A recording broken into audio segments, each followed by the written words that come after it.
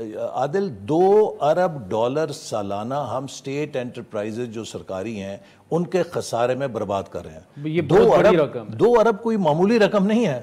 دیکھیے 2 ارب کے لیے ہم نے گروی رکھ دی ہے سب کچھ IMF کے. ہمیں اب پی آئی اے کے دیکھیں نا, ابھی وہ کہہ رہے ہیں کہ جی ہمیں اور پتہ نہیں کتنے ارب کی آپ سبسڈی اور دیں, تقریباً سالانہ وہ 40 ارب تو ایوریج محلے چلی جاتی ہے.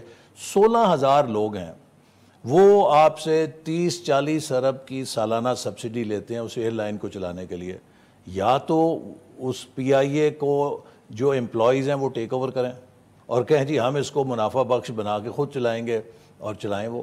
لیکن ریاست جس میں کہ لوگوں کے پاس پینے کا پانی نہیں ہے, جہاں آج بھی اسکولوں میں کلاس روم میں بورڈ نہیں ہے یا اسپتالوں میں دوائیاں نہیں ہیں, آپ صرف 16,000 امپلائیز کو خوش کرنے کے لیے اربوں روپے 30-40 ارب روپے کی سالانہ سبسڈی دیں, یہ ممکن نہیں ہے. اسی طرح سٹیل مل ہے, جی بڑے سخت فیصلے ہیں. سٹیل مل ہے وہ پڑی ہے, ادھر آپ نے لوگوں کی تنخواہیں لگائی ہوئی ہیں, کام کچھ نہیں ہے, اور کتنے ارب روپے سالانہ ہم وہاں پر بھی دے رہے ہیں. اب یہ وہ چیزیں ہیں کہ جن کے اوپر ریاست کو آنکھیں بند کر کے بہت دیر تک آپ مؤخر نہیں کر سکتے. We will have to take some decisions کہ how to deal with this problem.